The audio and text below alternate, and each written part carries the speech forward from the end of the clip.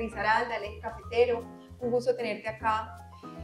Yo como embajadora del Comité Intergremial de Risaralda, te comento, nosotros somos una institución que representa a los gremios, instituciones, universidades de aquí del departamento, y pues hemos decidido realizar, junto con la Sociedad de Mejoras de Pereira, junto con la Cámara de Comercio, este conversatorio porque justamente vemos la urgencia, vemos la necesidad.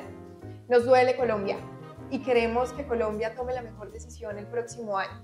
Así que nos hemos propuesto recibir aquí a los precandidatos presidenciales para que hablemos, para que compartamos unas preguntas que hemos elaborado justamente de la mano de nuestros miembros, de, digamos, la realidad macroeconómica que tiene el día de hoy nuestro país, pero también los retos, distintos retos y distintas crisis, las podemos ya llamar sectoriales, que tiene Colombia. Así que bueno, vamos a dar un breve repaso por algunas de las carteras nacionales y algunos retos, pero antes de entrar en materia, yo quiero que hablemos un poco de Juan Manuel Galán. Cuéntanos un poco de ti. Corre la política por la sangre de las venas de la familia Galán, obviamente con un legado importante de tu padre, así que cuéntanos un poco de Juan Manuel Galán y de su aspiración actual. Bueno, yo nací en Bogotá el 29 de julio de 1972 y muy poco tiempo después de que nací, mi padre asumió el cargo de embajador en Roma. Era ministro de Educación, el ministro de Educación más joven en la historia, a los 26 años, Elizabeth Pastrana Borrero. Por el lado de mi familia paterna, santanderianos de Charalá, 8 generaciones que vienen de un hermano de José Antonio Galán, comunero. Y por el lado de mi mamá, de Ubaté, Cundinamarca y del Huila.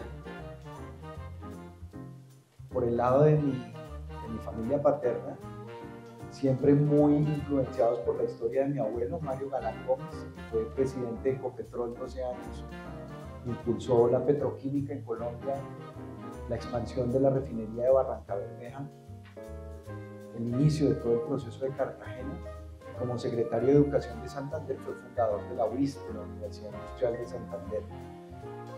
Por el lado de mi mamá, periodistas, mi abuelo Álvaro Pachón de la Torre fue fundador del magazine dominical del Espectador y pues murió muy joven, en 1953, en un accidente de carro. Y pues mi mamá, muy joven, tuvo que emprender su camino de trabajar a los 15 años como periodista en El Tiempo. Allá se conoció con mi padre, se casaron. Después de ese periodo de Roma, donde nació mi hermano Claudio, que es vicepresidente de FENALCO a nivel nacional,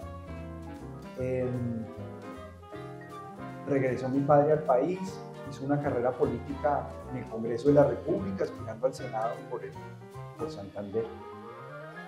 Y así transcurrieron muchos años de verlo a él luchando, trabajando, recorriendo el país, defendiendo sus ideas rebeldes de inconformidad en el Partido Liberal, el nuevo liberalismo que él fundó como partido político en 1979. Fue un partido que nació en un acto de rebeldía frente al Partido Liberal, una disidencia. Ese partido pues, fue exterminado por la violencia.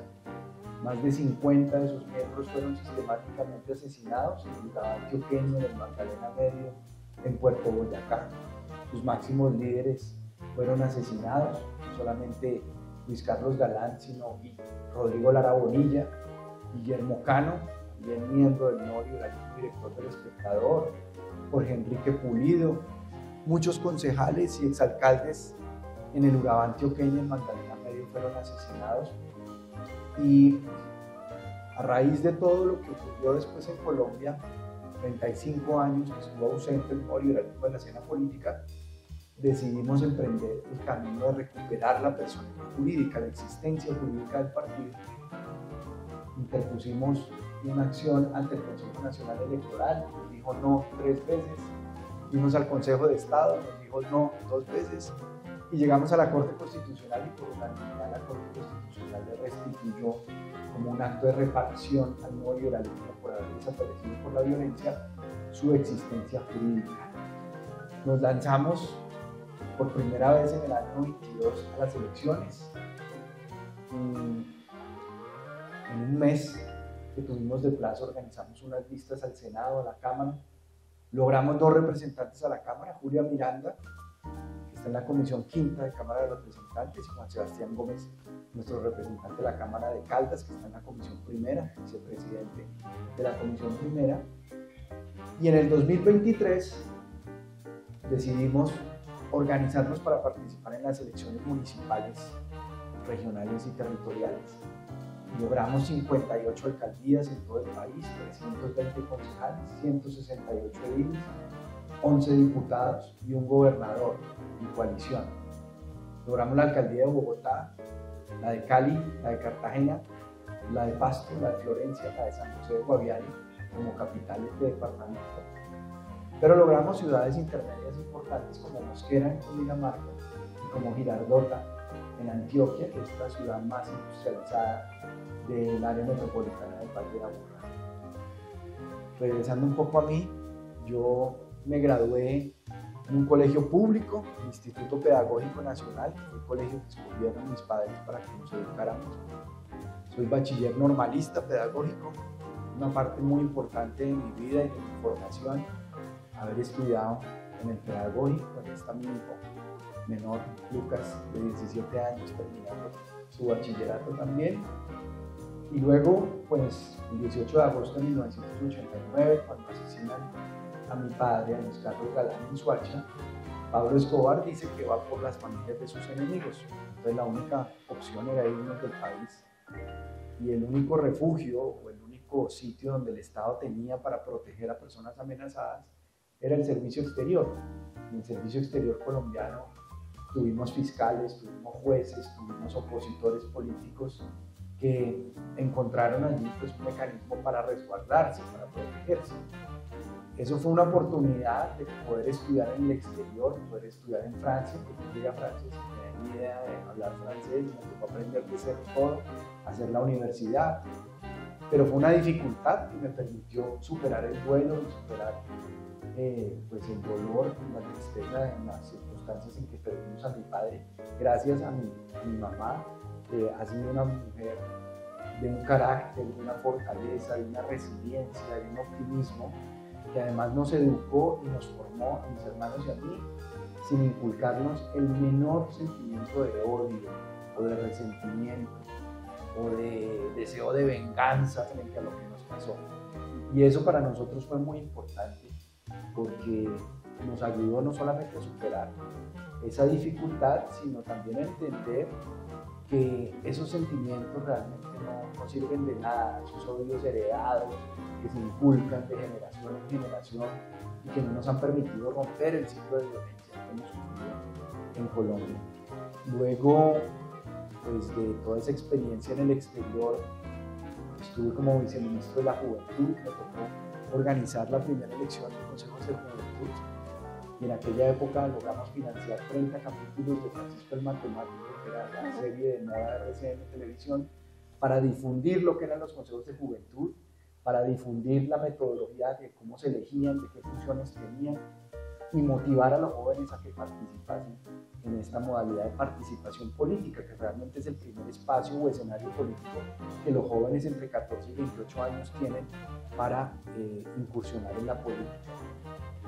Luego de esa experiencia, pues hice la maestría en Georgetown en Relaciones Internacionales y Seguridad y tuve la experiencia de estar en Gran Bretaña trabajando en la embajada, manejando la cooperación en materia de inteligencia y contrainteligencia que teníamos con los británicos, los organismos internacionales, todo lo que tiene que ver con la cooperación internacional del país. 3 periodos en el Senado, desde el 2006 hasta el 2018. En el primer año, debates de control político duros, difíciles, como el de los falsos positivos, como el de agroingreso seguro. Luego, ya en la mayoría gubernamental, tuvimos la oportunidad de impulsar la Ley de Inteligencia y Contrainteligencia, coautor y ponente de la Ley 1621 de 2013. La ley también que reconoció la adicción en Colombia como una enfermedad, la 1566 de 2012. Hoy las EPS cubren gratuitamente los tratamientos de personas víctimas de adicciones, gratuitamente gracias a la ley. 1566, la ley de enfermedades huérfanas, raras y ultrarraras, coautor con Dilian Francisca Toro, la gobernadora del país. Eso permitió que miles de familias que no tenían acceso a diagnóstico, a tratamiento, a medicamentos costosísimos para tratar esas enfermedades, pudieran tener acceso.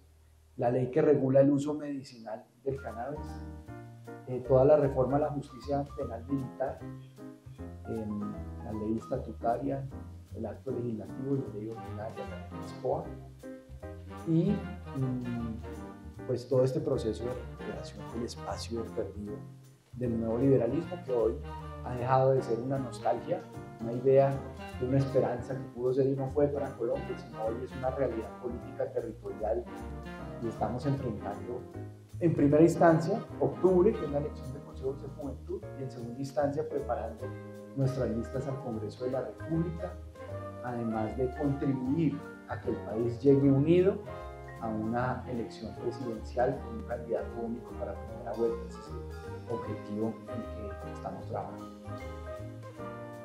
Bueno, muchas gracias, Juan Manuel, por eso que nos comparte. Ahora hablemos un poco más del eje cafetero, de esta tierra donde usted se encuentra, de Risaralda. Le propongo que ya para las preguntas que vamos a tener nos tomemos un tiempo aproximado de 5 minutos para que nos alcancemos a hablar de todo lo que queremos conversar. Entonces, cuéntenos qué relación tiene usted con el eje cafetero, qué piensa Juan Manuel del eje cafetero, cómo ve Risaralda, esta agenda de proyectos que le acabamos de presentar, lo que le contó nuestro presidente sobre las dinámicas que tenemos acá. ¿Qué le merece usted de opinión al respecto? Bueno, pues mi relación con el eje cafetero pues se remonta a desde cuando estuve en el Viceministerio de la Juventud, impulsamos procesos de liderazgo juvenil acá. Recuerdo mucho Expo Camello, nosotros hicimos Expo Camello a nivel nacional y esa fue una idea que se retomó acá en el eje cafetero, la Feria de Trabajo Juvenil, una experiencia muy interesante, cuando en esa época no se hablaba de emprendimiento, sino más de empresarios jóvenes que para consolidar sus empresas tenían toda clase de obstáculos, empezando por la DIAN, empezando por una cantidad de trabas y de dificultades para que sacaran adelante sus proyectos empresariales. Bueno, pues qué bueno que algo que nació en esa época del viceministerio a nivel nacional se haya incorporado aquí a la región, eso es muy estimulante. Y pues lo que representa el eje cafetero para el país, también fui ponente en la Comisión de Ordenamiento Territorial del Senado de la RAP Eje Cafetero, la Región Administrativa de Planificación, una región que en esencia tiene todo para estar integrada, para construir una visión, una planeación con unos alcances de mediano plazo que la integren mucho más en sistemas de transporte y de movilidad, en seguridad, en medio ambiente y sobre todo la apuesta estratégica que tiene el eje cafetero desde mi punto de vista, que es el turismo. El turismo de experiencia en biodiversidad, de experiencia en lo que significa la cultura, la historia del café en Colombia, de lo que el café ha representado, además pues el paisaje cafetero que es patrimonio de la UNESCO, el talante y el talento que tienen los paisas del eje cafetero, que es tan importante y tan significativo para el país. Esa es mi experiencia y mi cercanía en el eje cafetero. Bueno, muchas gracias. Bueno, y Juan Sebastián, un honor representante de la Cámara sí, por Caldas.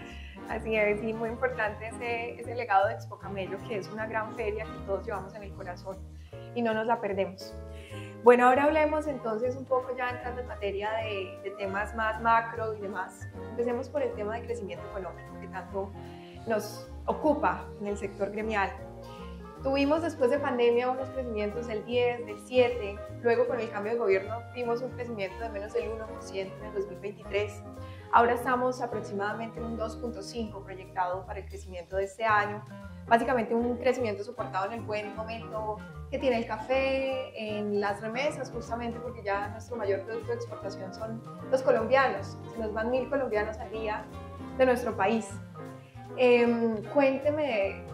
Cuéntenos más bien, Juan Manuel, ¿qué opina usted sobre esto? ¿Cómo recuperar la economía del país? Porque realmente el buen momento que estamos viviendo, o más bien el aguante que estamos viviendo, es porque estamos expectantes, los empresarios han sido resilientes de lo que va a pasar el próximo año, la inversión extranjera también está muy expectante y digamos que de cierta manera todos estamos muy positivos respecto al giro que puede dar Colombia el próximo año. Entonces, ¿qué hacer para que ese crecimiento de Colombia pues no solo se mantenga, sino que se potencie? Bueno, claro que es muy importante el crecimiento económico, pero yo muchas veces he revisado discursos de Robert Kennedy y de Jacques Attali en Francia que hablan de encontrar una nueva métrica para medir la economía. Y en el nuevo liberalismo siempre se ha reflexionado desde hace 40 años sobre la democracia económica, no solamente la democracia política. Y la democracia económica es también las oportunidades y posibilidades que todos tenemos de participar en la economía, en una economía abierta, capitalista realmente, competitiva, donde no existan posiciones dominantes que limitan esa libre competencia y esa posibilidad de que todos participemos en la economía. Y también medir la métrica económica desde el punto de vista del bienestar, porque uno tiene países como Estados Unidos que han tenido un crecimiento sostenido económico de su PIB, pero muchas regiones de Estados Unidos uno las ve que han echado para atrás en términos de bienestar. Y pues nosotros no podemos ignorar, no se nos puede volver paisaje ni podemos normalizar que Colombia es el tercer país más desigual del mundo. O sea, solo nos superan 2 países africanos. Y ese es un problema estructural que hemos tenido y que no podemos seguir posponiendo, ignorando, sino tenemos que enfrentarlo. Y la manera de enfrentarlo es buscando precisamente una economía que supere los problemas de informalidad. O sea, tenemos más del 50%, 60% de la economía informal, una economía que se maneja todavía en efectivo, nuestra economía, como dicen, una economía cash. Pero además los incentivos, los puentes, las facilidades para que la gente pase de la informalidad a la formalidad no están realmente establecidos. Hoy en día, el que hace las cosas legalmente, el que declara, el que hace todo formal y de acuerdo a la normatividad, es el que le caen encima, el que lo persiguen, el que lo acosan, el que lo multan, el que llega a la DIAN, el que llega las superintendencias. Y el informal, sobre todo el informal de altos ingresos, pues, es decir, ¿dónde está el mensaje para decirle a la sociedad y a la gente, si usted es formal, si usted es legal, si usted paga sus impuestos, si usted hace las cosas bien, usted es el que debe resultar con los estímulos, con el apoyo para que siga avanzando? Eso no está en este momento en Colombia, pero lo que no está, que es lo más sentido a mi modo de ver, es la confianza. Aquí tenemos una crisis de confianza y el mayor fundamental de la economía que no se puede tocar y no se puede ver, pues es la confianza. Cuando no hay confianza no hay economía, no hay nada. Entonces lo primero que hay que recuperar es la confianza. Y un mensaje que yo creo que hay que dar el 7 de agosto del año entrante es que se reactiva en Colombia la exploración de hidrocarburos, de gas, de hidrocarburos, para garantizar a corto plazo la seguridad energética de este país, la soberanía energética de este país, porque además eso le está pegando a los sectores más vulnerables. El 31% de incremento en la tarifa del gas, ¿a quién afecta primordialmente? A las poblaciones más vulnerables. Pero además el gas es el combustible más limpio que hay de los combustibles fósiles, que nos va a permitir financiar la transición energética exitosa hacia tecnologías nuevas, renovables, que podamos tener. Pero hay que incorporarle capacidades al sistema porque la demanda de energía ya superó la oferta. La demanda de electricidad en el mundo en los próximos 3 años va a crecer un 50% presionada por los centros de datos que soportan la inteligencia artificial y por los vehículos eléctricos. Entonces Colombia tiene ese, que es uno de los grandes retos el próximo año, que es garantizar la seguridad energética, incorporar capacidades de energía en firme, como por ejemplo pensar en lo nuclear. Ya hay tecnología de reactores, pequeños reactores nucleares, que empresas como la Siemens pueden entregar en 6 años. Las pequeñas hidroeléctricas, mientras avanzamos en la transición energética. Pero eso es fundamental para que el país no se quede atrás de la revolución tecnológica de la inteligencia artificial. Gracias, Juan Manuel. Ahora que hablaba usted de informalidad, hablemos de este tema, pero en materia de empleo. Acabamos de tener esta reforma laboral. El sector gremial y empresarial fue muy claro al respecto y digamos que estuvimos emitiendo ciertas alertas respecto a esta reforma, porque es una reforma que se ha ocupado de la población empleada justamente, pero no se ha ocupado de la población que está en condición de desempleo, no se ha ocupado de la población que está en condición de informalidad, no genera incentivos, digamos, ni para el empleo ni para la formalidad o la formalización del empleo. ¿Qué opina usted al respecto? ¿Llegaría usted a generar una contrarreforma respecto a estos cambios que tuvimos en la legislación laboral colombiana? ¿O cuál sería su política para generar empleo y formalidad en Colombia?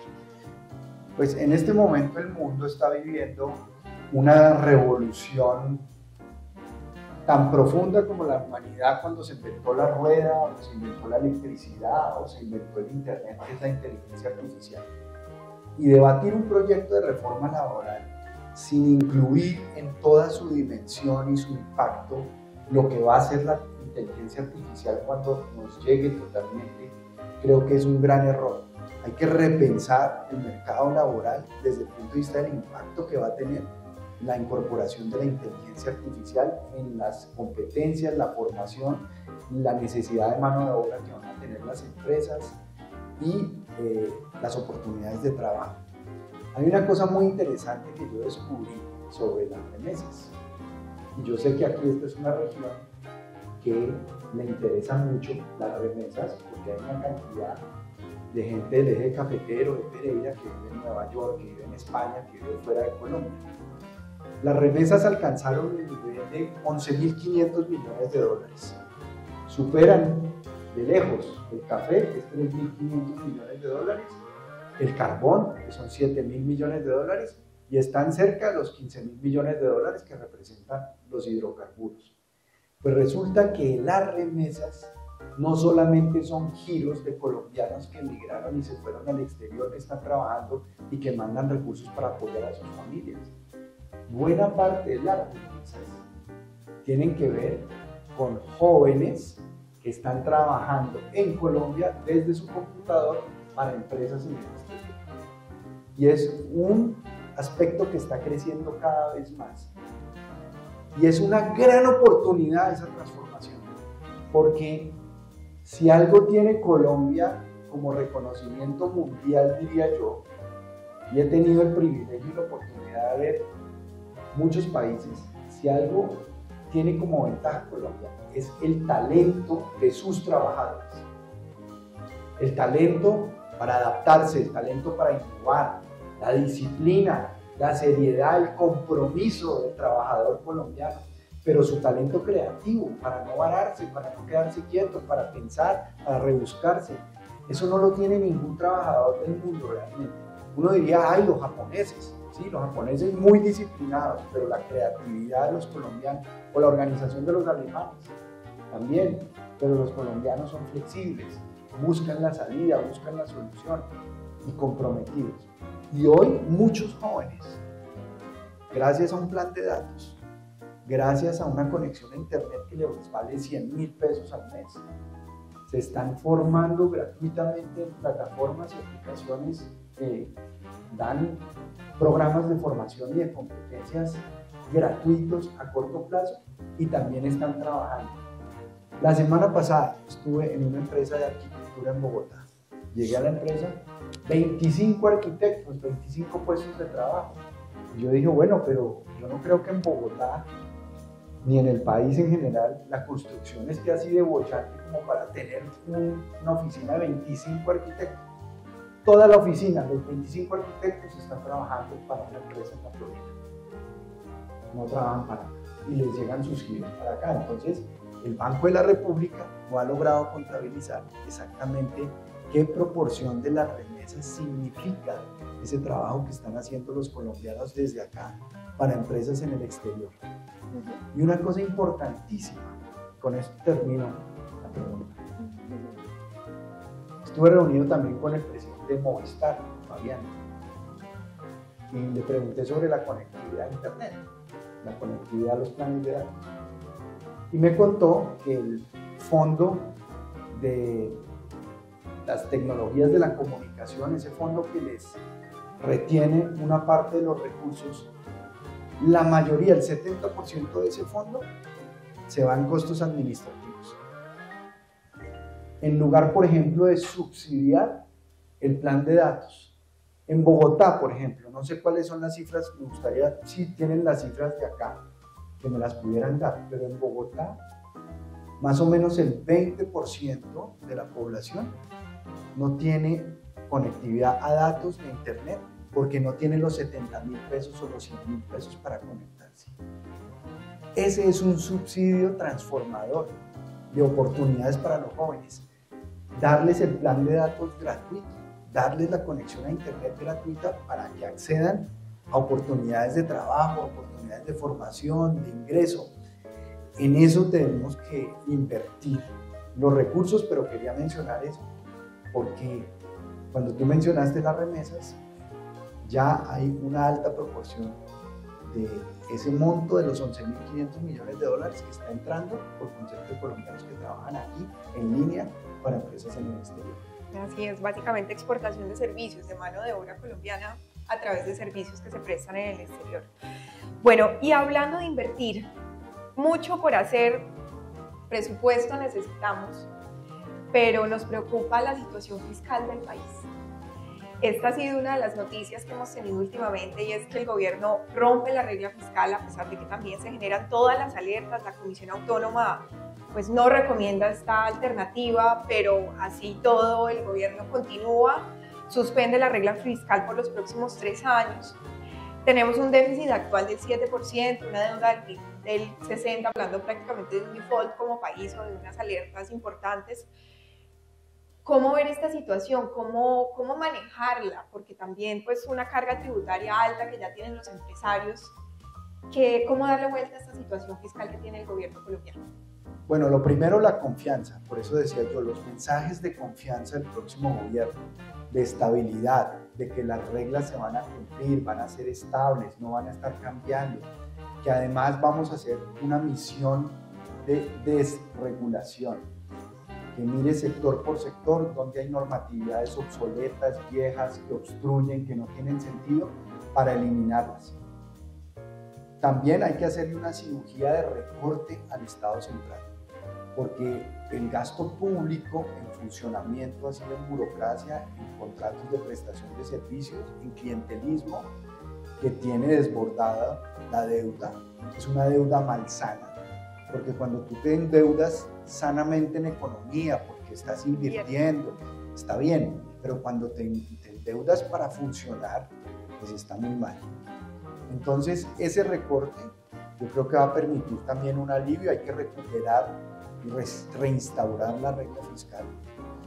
Hay que seguir muy de cerca el proceso del Sistema General de Participaciones. Esa reforma puede ser una gran oportunidad de transformación para que las regiones tengan más poder de decisión, cobren vigencia, puedan definir su destino, sus proyectos, asignar los recursos a esos proyectos y no siempre quedarse mirando al presidente de la República, que realmente parece a veces un monarca en lugar de un jefe de gobierno, de un jefe de Estado, porque es como absoluto. Entonces la gente cuando va a las regiones a ver mirando al presidente a ver si se digna enviar un presupuesto, una partida, y realmente eso es humillante, eso atropella la dignidad realmente de las regiones, de los territorios.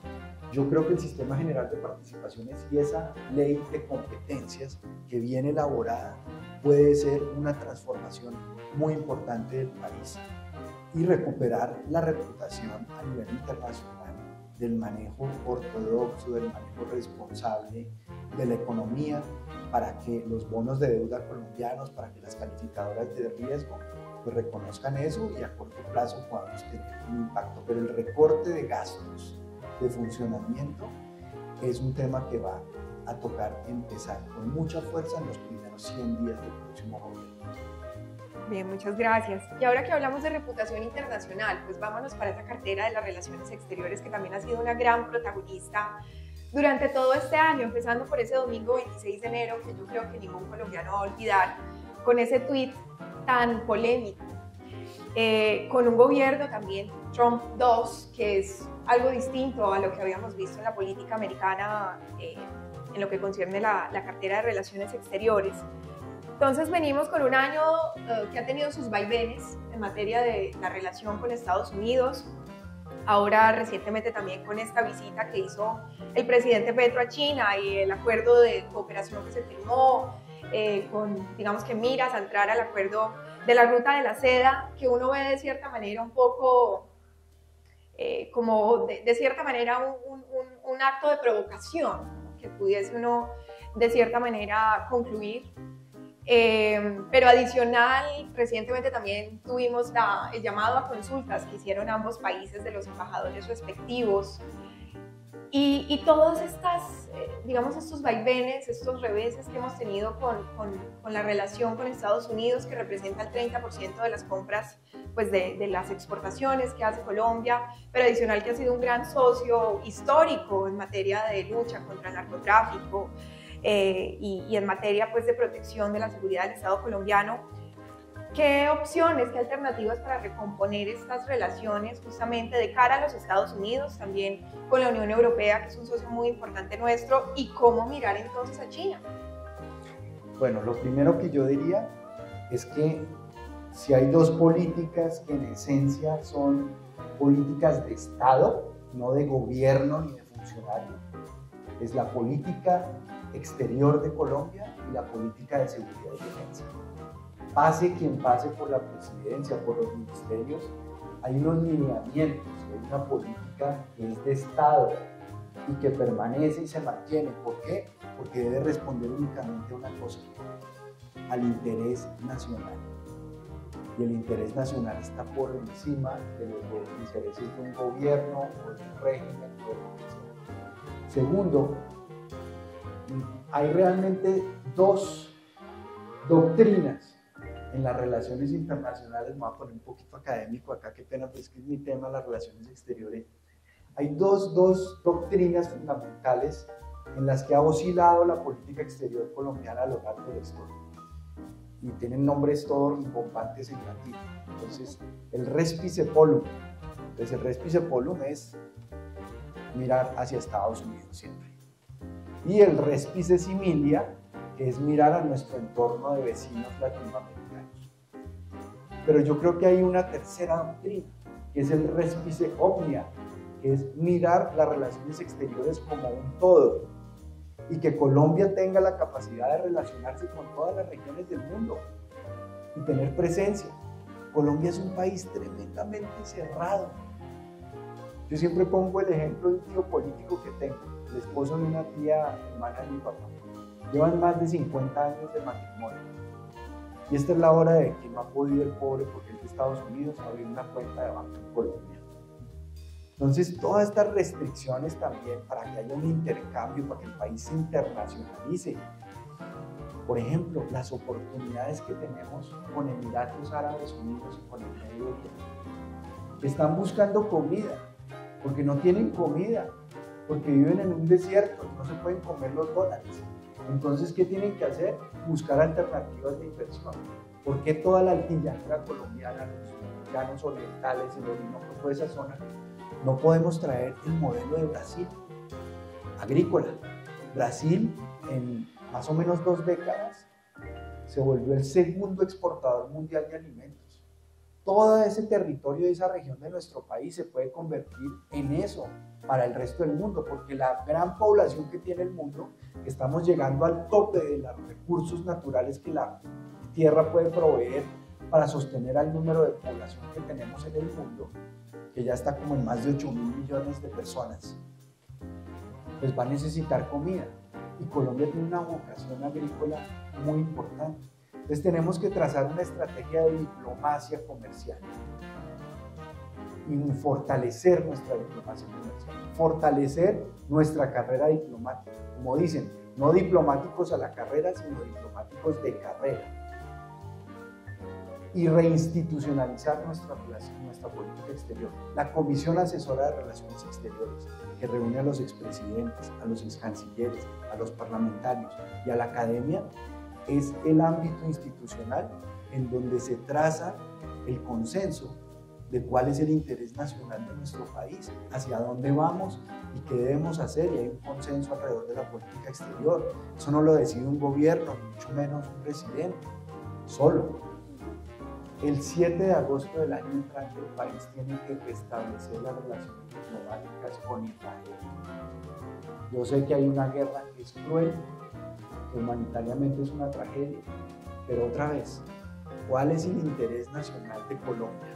El interés nacional de Colombia es recuperar el territorio perdido por la seguridad, por la inseguridad y por la expansión de grupos armados criminales que, como la banda de la cordillera acá y muchas otras estructuras criminales, ustedes también han padecido y están padeciendo varios territorios del país.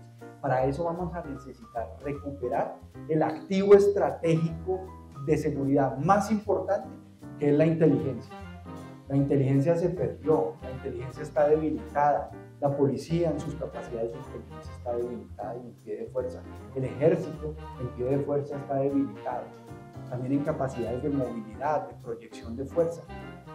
Esos son temas que nos toca trabajar con un aliado de muchos años, que ha sido Israel, del cual dependen los equipos de comunicaciones de la policía y del ejército, del cual depende la defensa aérea nacional estratégica, que son los aviones Calibre, y del cual depende pues, una cooperación en la industria militar, con la producción del fusil Galil y del cañón, sobre todo, que es patentado por Israel.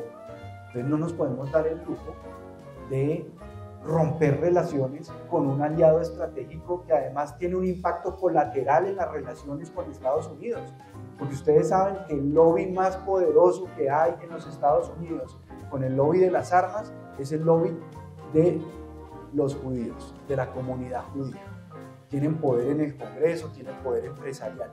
Unas buenas relaciones con Israel nos impactan en las buenas relaciones con Estados Unidos y en poder recuperar a corto plazo esas buenas relaciones que necesitamos con Estados Unidos, porque el 30% de nuestras exportaciones dependen de Estados Unidos. Y no nos vamos a inventar de la noche a la mañana un nuevo mercado como China o como otra región del mundo para sustituir o compensar la pérdida del mercado de los Estados Unidos. Pero sí necesitamos ver la política exterior con un objetivo de mediano plazo, y es que vuelva a ser de Estado, que tenga diplomacia comercial, que inserte a Colombia en el concierto internacional, que hagamos presencia en los escenarios de integración regional. En Asia-Pacífico hemos estado quedadísimos. Si nos comparamos con Chile, con México, con Perú, ellos han hecho una presencia sostenida, consistente, permanente a lo largo de décadas con historia diplomática y están mucho más insertados en el Asia-Pacífico que nosotros. Nosotros con esa posición estratégica que tenemos geográfica y no la hemos podido explotar. O sea, el colmo de los colmos fue cuando en el gobierno de Santos se hizo la Cumbre del Pacífico y la hicieron en Cartagena. La Cumbre del Pacífico. Entonces, bueno, ese es lo que yo veo que debe ser el rumbo de nuestra política exterior. Muchas gracias, Juan Manuel. Y hablando, haciéndole un zoom a eso que nos dice de la cartera de seguridad, porque es que nos preocupa. Ese es el próximo tema que queremos abordar, y es que nos duelen nuestras Fuerzas Armadas, nos duele nuestra Policía Nacional, verlos de cierta manera tan vulnerables, verlos ver los atentados que han sufrido nuestros héroes, pero también ver justamente cómo estamos como país perdiendo esa tranquilidad que habíamos ganado, esa libertad de cierta manera a movernos de una forma más tranquila por nuestro país. Nos duele ahora también pues este último atentado que sufrimos ya en materia de violencia política con el precandidato. Aquí en Risaralda le queremos comentar, nosotros tenemos distintas alertas, distintas alarmas encendidas porque estamos evidenciando una presencia importante del Clan del Golfo y otros grupos armados en municipios del occidente risaraldense que antes, digamos que se constituían unos corredores, pero ya no vemos que sean corredores, es que ya se están asentando, ya van detrás de la minería ilegal. Antes era solamente Pueblo Rico, Mistrató, los municipios que estaban un poco más al occidente de cara a Antioquia o de cara a Chocó, pero ya estamos viendo presencia de este tipo de grupos armados en Belén de Umbría, que está nada más de una hora de Pereira. Pero también tenemos otro tema, otro hecho, que es la seguridad metropolitana. Aquí en nuestra área metropolitana hemos tenido un incremento de más del 140% en materia de homicidios respecto al año anterior, en lo que llevamos este año. Justamente a causa de estructuras, de grupos ilegales que están aquí, que están debatiéndose por el microtráfico en el área metropolitana. Entonces nos duele ver esto, porque esta es una realidad que ya estábamos dejando atrás, que ya habíamos dejado atrás en cierta manera. ¿Cómo recuperar la seguridad nacional? ¿Cómo recuperar este país? Bueno, como decía sobre la política exterior, la política de seguridad y defensa también debe ser una política de Estado. Y la paz total ha sido la cesión total de territorio a manos de estructuras criminales que hoy dominan una mayor porción de territorios, están, como dices tú, envalentonadas, están amedrentando a la población civil, hay un conflicto entre estos grupos por controlar el negocio del narcotráfico. En el Catatumbo, que es la segunda zona de mayor producción en el mundo de clorhidrato de cocaína, y en el Pacífico Nariñense, que es la zona número 1 del mundo en producción de clorhidrato de cocaína. La estrategia que hay que poner en práctica es una estrategia de recuperación territorial. Para eso vamos a tener que aumentar el pie de fuerza del ejército, como dije está deficitario. Voy a decir una cosa que pues es muy difícil de alcanzar a corto plazo y de financiar, pero hacia lo que hay que apuntar. El ejército, para que logre un control, una permanencia sostenida en el territorio, va a tener que doblar su tamaño de pie de fuerza, pero va a tener que recuperar sus capacidades de inteligencia, va a tener que recuperar la movilidad que le daban los helicópteros. Tiene una ventaja estratégica muy importante frente a estas estructuras criminales. Ahora vamos a tener que incorporar drones de diversa índole, para poder cubrir el territorio y para poder contrarrestar la acción de estas estructuras criminales. Lo otro que tenemos que hacer es una transformación en seguridad ciudadana de la policía. Yo soy policía, en serio, yo soy policía. Yo soy profesional oficial de la Reserva en el grado de mayor, curso 3. El año pasado hice el Sidenal, el curso integral de defensa nacional. Estuve 4 años en la Comisión Segunda de Seguridad y Defensa en el Senado y hice también el curso estratégico de seguridad pública de la policía. Y me adentré a conocer a profundidad la institucionalidad de la policía. La policía tiene los oficiales y tiene el nivel ejecutivo. El nivel ejecutivo es la clave de la policía, porque es la base de la policía. Es el policía de la calle, el que interactúa con el ciudadano, el que es el primer interlocutor, que está en el CAI. Y ese policía de la base es el del nivel ejecutivo, que es el patrullero, el subintendente, el intendente jefe, el subcomisario o el comisario. Son los 6 grados del nivel ejecutivo de la policía. Esos policías nunca tienen oportunidades ni estímulos para viajar al exterior, para tener cursos de formación, de capacitación. Muchos de ellos, tristemente, y lo digo desde mi condición de miembro de los profesionales oficiales de la Reserva, están contando los días a ver cuándo cumplen el tiempo de pensión para irse. Pero ¿qué les deja su institución en términos de sentido de pertenencia? ¿Qué oportunidades les da?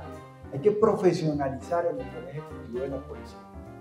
Es la única manera de tener una policía profesional en las calles, que interactúa con el ciudadano ve y siente confianza, de que es una persona que lo va a proteger, en la que puede confiar. Lo otro es que tenemos que mirar cómo organizamos una cooperación entre las empresas de vigilancia y seguridad privada, que tienen un pie de fuerza de 400.000 hombres en Colombia, y la Policía Nacional. No se trata de que las empresas de vigilancia y los vigilantes privados vayan a sustituir a la policía y andar armados por la calle y coger a personas ni nada de eso, pero sí pueden soportar, ser un soporte de ojos y oídos, de inteligencia para prevenir también cuando se presentan delitos. En Bogotá ya hay pilotos en barrios de esa cooperación que se puede dar entre empresas de seguridad y vigilancia privada y la Policía Nacional.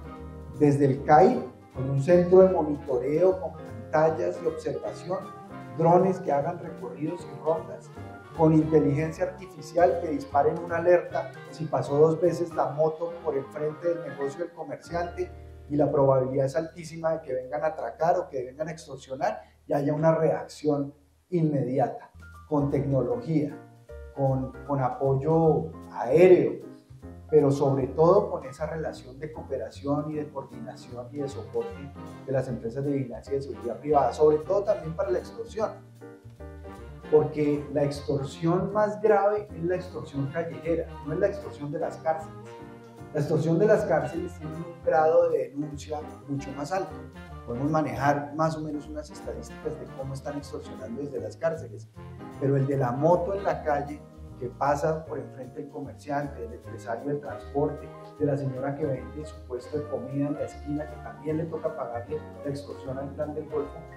Frente a eso hay que crear cuerpos especializados de policía urbana, como son los COPES o como son los jungla, en el caso de las intervenciones que hace la policía en zonas rurales con los carabineros.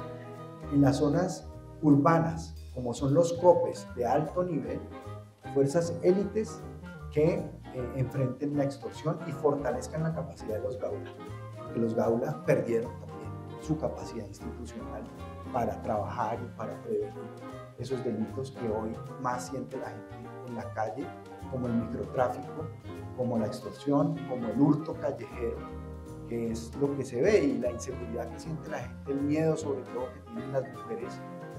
Yo me acuerdo de una anécdota de la campaña de mi hermano, que en un debate le preguntaron a una de las mujeres que estaba allí, bueno, ¿usted en dónde se siente insegura?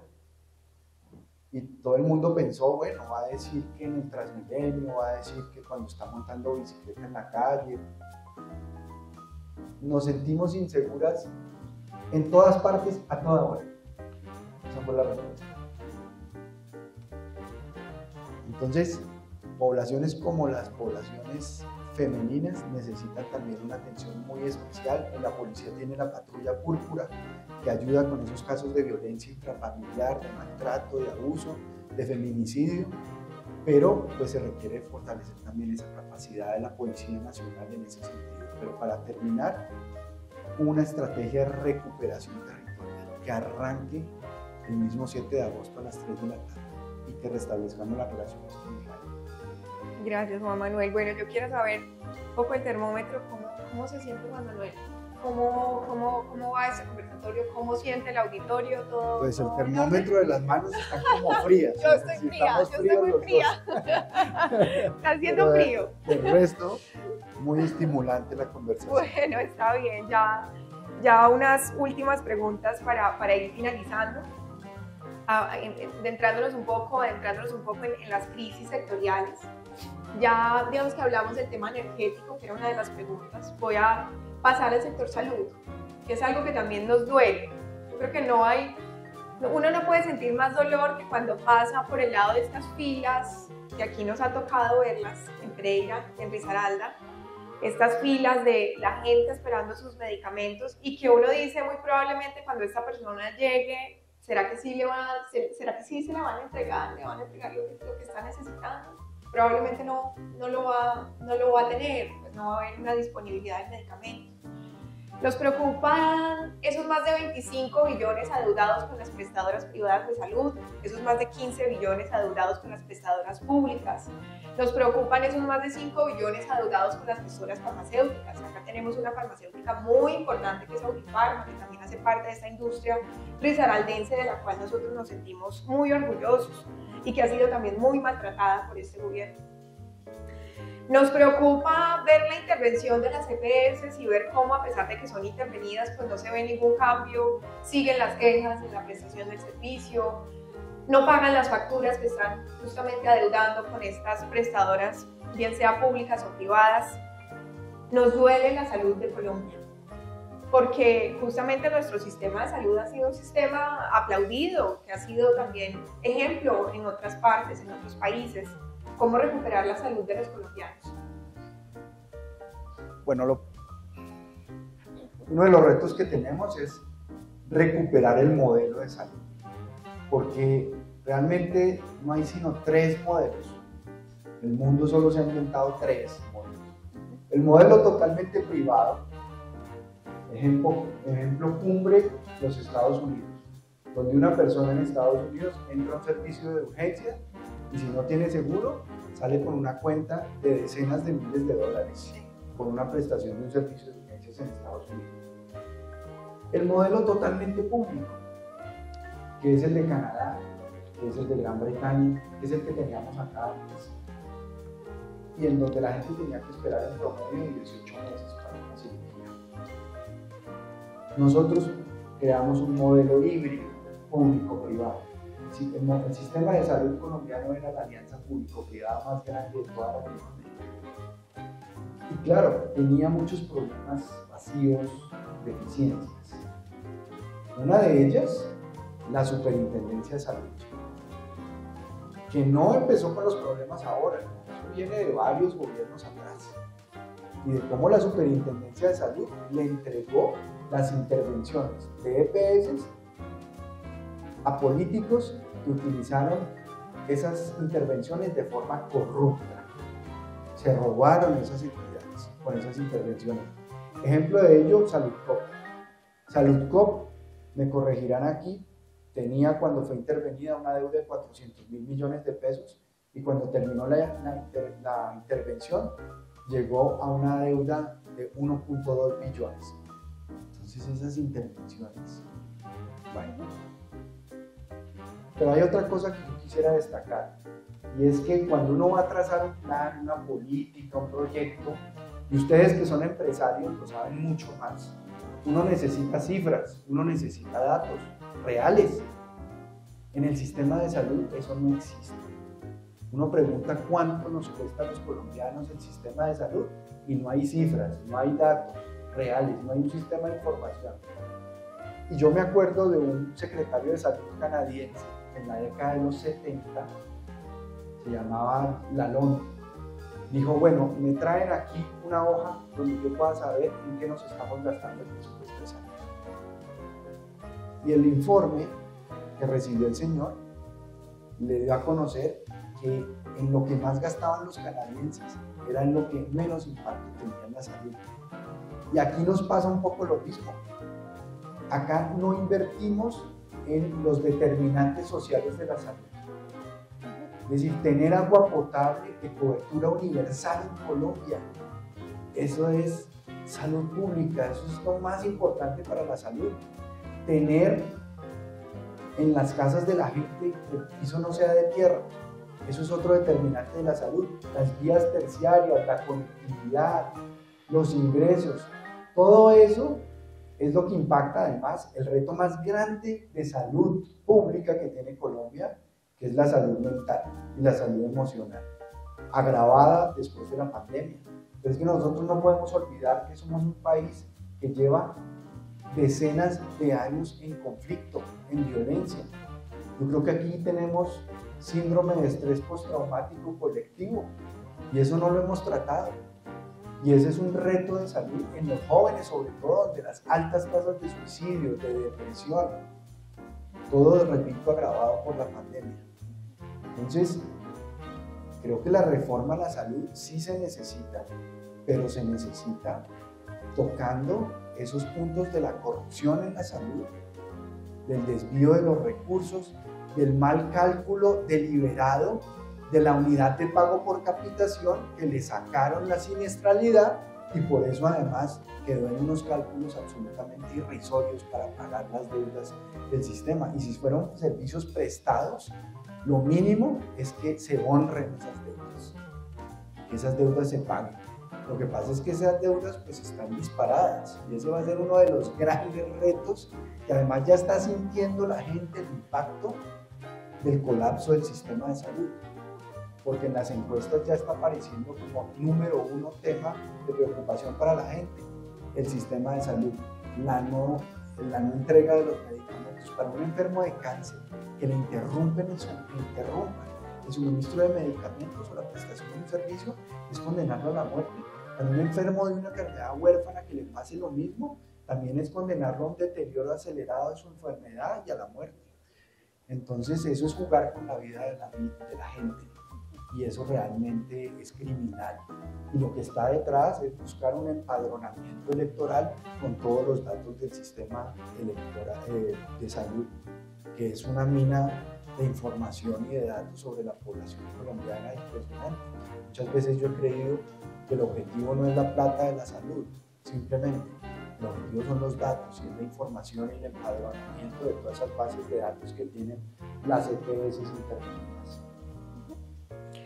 Muy bien, gracias. Vamos llegando ya al final, una de las últimas preguntas de estas crisis sectoriales que hemos identificado, y nos vamos para el sector de infraestructura y vivienda.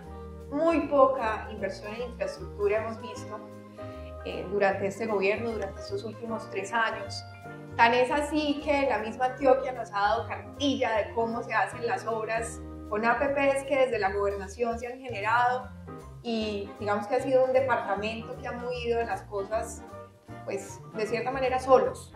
Nosotros aquí, ahorita justamente Ana María le contaba pues las obras que estamos llevando a cabo por parte de Vías del Samán, que es un convenio que digamos que comprende una serie de obras muy importantes, pero que digamos que como institucionalidad consideramos importante acompañar, porque pues no tenemos la celeridad que queremos, pero consideramos que son demasiado relevantes. Con la IP que va a manejar, pues es la iniciativa privada que propone el nuevo manejo que se le van a dar a estos 7 peajes que hacen parte de las autopistas que nos conectan, ¿cierto? Que justamente se crearon bajo el gobierno del doctor César Gaviria para conectar esta región hermana y estos 3 departamentos, pero que desde acá hemos levantado la mano porque la IP ya ha sido sometida y presentada al Ministerio de Transporte, pero ahí está pues como un poco guardada, vemos nosotros, y archivada, además que con toda la itinerancia y los cambios, pues todo esto se va dilatando. Y a nosotros nos preocupa mucho, porque son el futuro de nuestras autopistas, el futuro de los peajes que pagamos todos los risaraldenses y todos los habitantes del eje cafetero. Pero entonces, hablando también de vivienda, veníamos teniendo un subsidio de Mi Casa Ya muy exitoso, pero no solamente exitoso porque mueve el sector de la construcción, sino porque es que le permitió cumplir el sueño de tener hogar propio a muchas familias colombianas, sobre todo a esas de escasos recursos. Hoy tenemos un gobierno que prometió más de 50.000 subsidios y a la fecha lleva escasos 12.000 subsidios asignados, pero que adicional en diciembre del año pasado da la noticia de que pues, no se pueden continuar con estos subsidios por X, Y, Z, y con eso ya tenemos a la fecha más de 33.000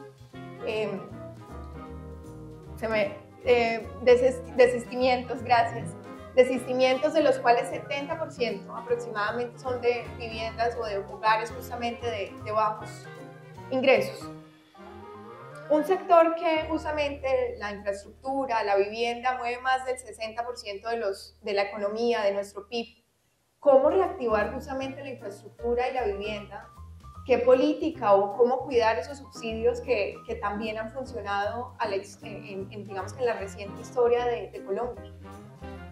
Pues, como dices tú, lo que funciona no se toca. Y ese programa de vivienda de Mi Casa Ya, que venía madurándose a lo largo de no solamente un gobierno, fueron 2 o 3 gobiernos, pues se consolidó, iba bien, estaba ayudando a la gente, estaba dinamizando, impulsando la construcción, pero haberlo interrumpido simplemente por capricho, por dogma ideológico, pues es un grave error. Es un grave error y hay que buscar la manera de recuperar ese programa de Mi Casa Ya, que fue tan importante para la vivienda de interés social, para la vivienda de interés prioritario, para todos estos proyectos que reactivan además el empleo a través de la construcción. Lo que pasa es que también este sector fue muy golpeado por el precio del acero, por el incremento de los precios post pandemia y de los insumos más importantes para la construcción. Pero sí había ya un esquema, un modelo, desde mi casa ya, que yo creo que hay que recuperar, que hay que reactivar. Ahora, frente a las carreteras, creo que aquí hay una gran oportunidad con esa decisión que ustedes van a tomar, que el gobierno nacional no debería obstaculizar, que debería facilitar para que se tome aquí por parte de ustedes y no se tome por parte del gobierno nacional. Los asiáticos dicen con mucha razón, si quieres hacerte rico, construye carreteras. Y realmente nosotros estamos muy rezagados en la construcción de carreteras, en parte pues porque Dios, la vida y la naturaleza nos dieron un territorio que es complejo, que no es fácil. O sea, esas 3 cordilleras, los túneles, los viaductos, son proyectos de obras de infraestructura vial costosos de construir. Pero hay que encontrar fórmulas, hay que buscar la creatividad del talento colombiano para buscar fórmulas que permitan financiar ese desarrollo vial a todo nivel. No solamente las carreteras principales, que son importantísimas para conectarnos con los puertos estratégicos, el nuevo puerto de Urabá, que puede ser una gran oportunidad para el Caribe, para muchos productos del banano que salen por aquí exportados, pero sobre todo es muy importante esa infraestructura vial secundaria, la que conecta cabeceras municipales con vías principales, y también la terciaria. Colombia tiene 148.000 kilómetros de vías terciarias, pero solo 1.800 están en buen estado. Y la vía es lo que más piden las comunidades, la gente lo que pide es su vía. Eso le da sentido de orgullo, de pertenencia, la seguridad de la vía, la comunicación, la salud. Si un enfermo tiene un infarto y hay que evacuarlo, lo sacan a tiempo por una vía terciaria. El abaratamiento de los costos logísticos de transporte de productos agrícolas es muy significativo cuando hay vías. Es el sistema circulatorio del país, la capilaridad que necesita el país. Pero sí hay que retomar los esquemas de alianza público-privada, de obras por impuestos. En el Valle hicieron un programa de obras por impuestos para construir vías terciarias. Y el mejor ejecutor de las vías terciarias son los batallones de ingenieros militares, porque de esa manera se ganan el corazón y la mente de la gente. Es decir, porque uno ve esas disidencias de estructuras criminales hoy en día, porque realmente ya en Colombia no hay grupos guerrilleros. O sea, ni siquiera el ELN se puede considerar como un grupo que tenga una idea, una propuesta política. O sea, uno es lo que hace, no lo que dice. Y el ELN está en el narcotráfico, el ELN está en el secuestro, en la extorsión, en los agregados oleoductos que causan un daño ambiental irreparable. Entonces, aquí lo que cabe es procesos de sometimiento a la justicia. Yo puse una demanda de nulidad en el Consejo de Estado sobre la SUT, las zonas de ubicación temporal, que van a ser en época electoral unos santuarios narcotraficantes, refugio de extraditables, como el señor Willington Henao Gutiérrez, que lo pidieron en extradición, el gobierno negó la extradición y que va a terminar allá refugiado en esas zonas de ubicación temporal. Entonces, hay que hacer un gran esfuerzo de infraestructura vial en esas zonas donde están esas economías ilícitas, porque si uno compara esas zonas con la infraestructura vial que tienen, es prácticamente nula. O sea, la gente no tiene cómo producir nada sin vías, sin conectividad, sin nada. Entonces, creo que ese reto de la infraestructura social, de la infraestructura, es parte de la estrategia de seguridad. La estrategia de seguridad no es solamente tener soldados y policías en todos los territorios y que la gente pueda movilizarse. Eso es una parte muy importante de la seguridad. Pero la seguridad también es que la gente tenga opciones para prosperar, para desarrollarse, tener acceso a mercados, sin tener que incurrir en esas economías ilícitas. Pero cerrando, retomar esos programas que fueron importantes y poderlos recuperar y restaurar. Muy bien, muchas gracias, Juan Manuel. Yo, antes de hacerle la última pregunta, quiero agradecerles primero a todos ustedes que nos han acompañado en este conversatorio, agradecer la presencia y reconocer la presencia de cada uno de ustedes y sobre todo la tuya, por supuesto, que has acogido esta invitación, Juan Manuel, para compartir con nuestra comunidad empresarial, gremial de Risaralda, que como te digo, digamos que nos comprometimos porque nos preocupa y así como inicié, finalizo, nos duele Colombia, nos preocupa lo que estamos viendo como país. Yo que soy una mujer, una líder joven, pues me duele mi país y sentimos toda la responsabilidad de generar estos diálogos justamente para que estemos informados y podamos tomar la mejor decisión el próximo año. Entonces, siendo así, ya la última pregunta de este conversatorio es ¿con qué mensaje nos despedimos? ¿Qué nos dejas como mensaje para cerrar este conversatorio? Pero adicional, hay algo que nos preocupa y es que tenemos más de 70 precandidatos, ¿no? Ya vamos como en 74, ya llegando a los 80. Hasta el 8 de diciembre se tiene plazo para las consultas que se van a realizar el 15 de marzo. Entonces, ¿con qué mensaje nos despedimos? Pero también, ¿qué consideración le merece esta situación y este número de precandidatos a Juan Manuel Galán? Bueno, lo primero que yo diría es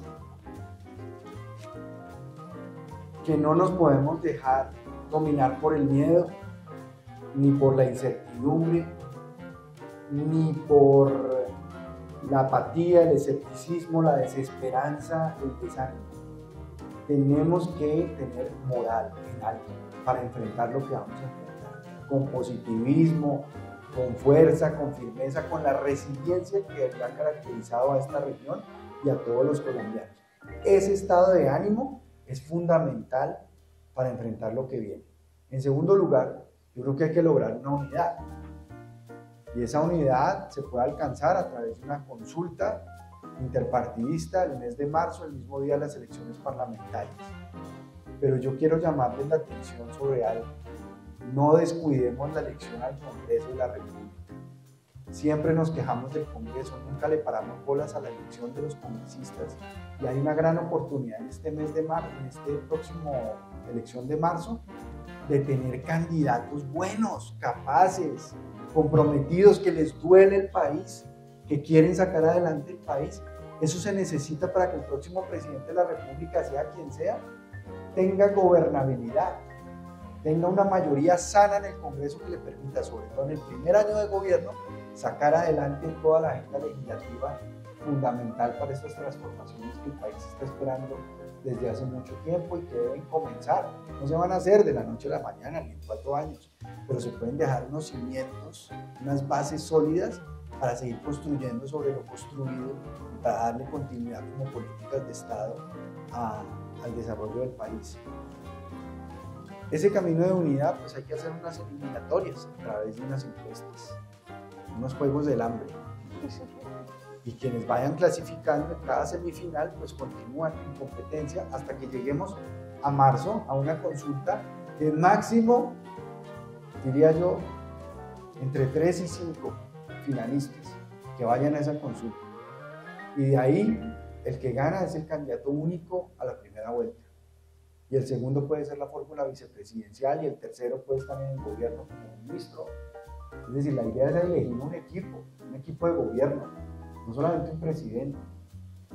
Y nosotros en el nuevo liberalismo pues estamos muy empeñados en que esta región tan importante tenga una buena representación en el Congreso y que esta región vea en el nuevo liberalismo una plataforma política limpia, sin cuestionamientos, sin escándalos de corrupción, que quiere hacer una nueva manera de hacer política como una plataforma donde ustedes puedan poner gente que conozcan, sobre todo mujeres.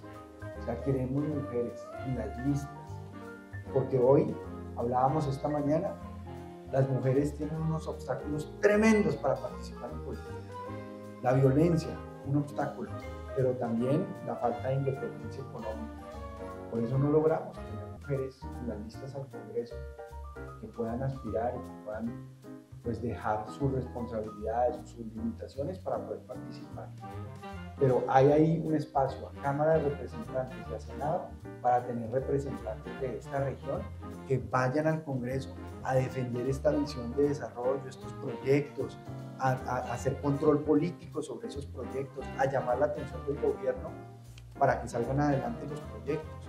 Entonces, la manera como el empresariado también puede empezar, como se dijo al principio, preocuparse por la política, participar más en política, más allá de simplemente apoyar una campaña electoral u otra con un recurso económico, es que estos espacios de encuentro y de diálogo los podamos repetir, se repitan, sean fluidos permanentemente y el empresariado tenga esa representación también política por encima de la mesa, con senadores, con representantes que vayan a defender los intereses de la región y del tejido empresarial de la región. Bueno, Juan Manuel, con eso nos despedimos entonces. Un aplauso, por favor, para Juan Manuel Galán. Muchas gracias. Y bueno, muchos éxitos para ti, para tu equipo, los mejores deseos.